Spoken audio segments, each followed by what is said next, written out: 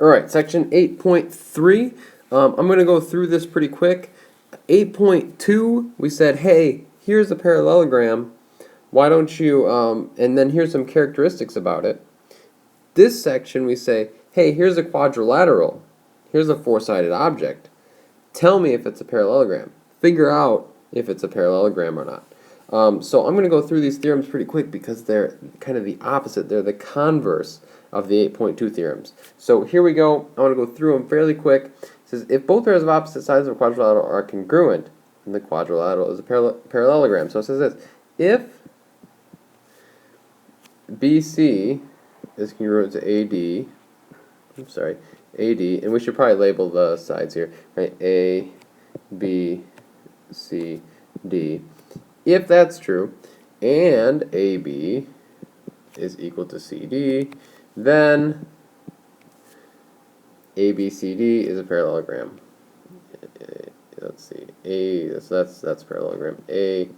ABCD is a parallelogram.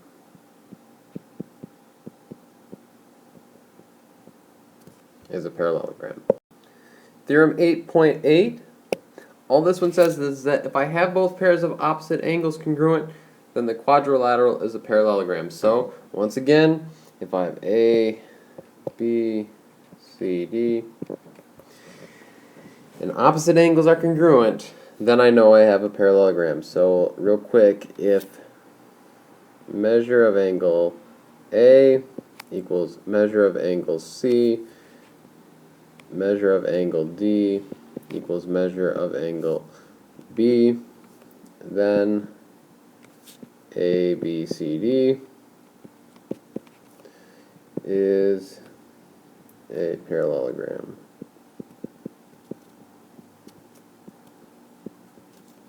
Okay, so once you've got that down, let's move on to the next theorem. Theorem 8.9 says that if one pair of opposite sides of a quadrilateral are congruent and parallel, so this one's a little bit different. If one pair is, we've got two things. We've got congruent, we've got congruence, and we've got parallel. If I know those two things, then the quadrilateral has to be a parallelogram. Okay, so if I know that A, B, C, D, if I know this, if BC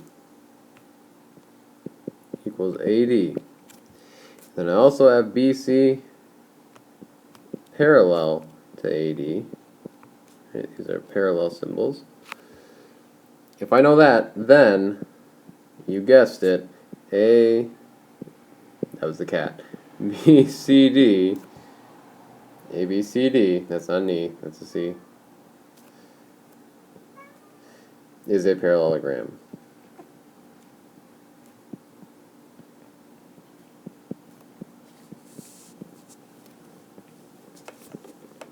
Is a parallelogram. The last one here is if the diagonals of a quadrilateral bisect each other, this is bisect each other, then the quadrilateral is a parallelogram. So once again, I'm probably not even going to write the whole thing out here. If I've got bisecting diagonals, if I know that, then I know I've got a parallelogram. That's it. If I know those things are equal, then I know I've got a parallelogram. So if I and maybe I can draw this in here. Let's try a different color. If I know, that I've got these congruence marks here. So if that stuff is true, congruence, then A, B, C, D is a parallelogram. Okay, so I'm not even going to write that out. So that should be then. Then A, B, C, D is a parallelogram.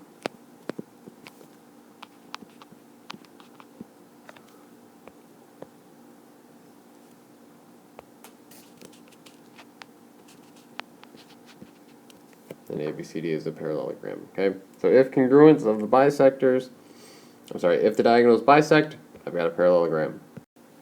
Alright, so now we want to do an example here. We're going to find what values of x make the quadrilateral a parallelogram. Once again, we've got A, B, C, and D. Okay? So A, B, C, D. What values make them a parallelogram? Well, I know this. I know that in a quadrilateral, consecutive interior angles, if they add up to 180, if they're supplementary, then I've got a parallelogram. So let's check.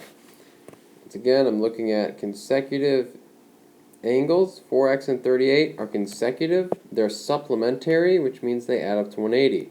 So 38 plus 4x equals 180. Okay?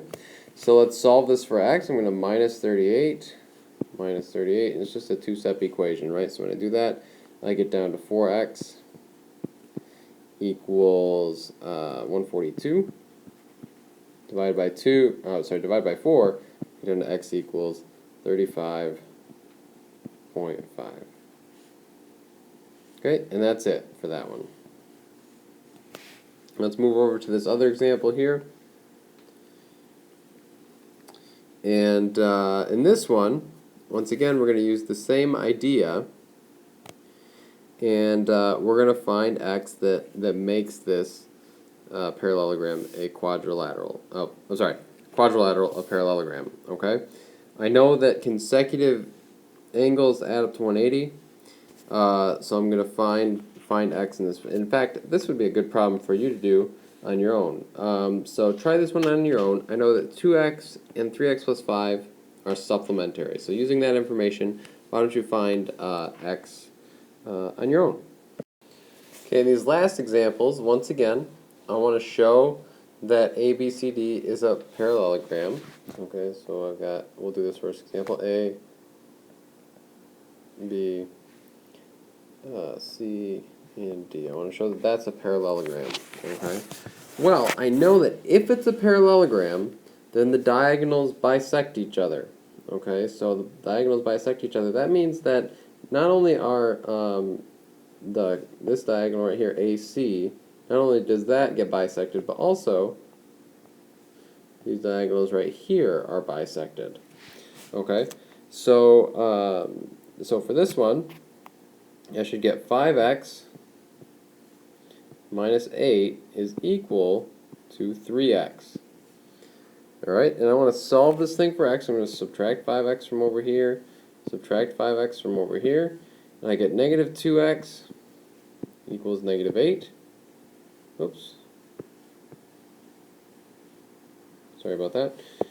Equals negative 8 divided by negative 2. I get down to x equals 4. Okay, so x equals 4 on that one. This next one,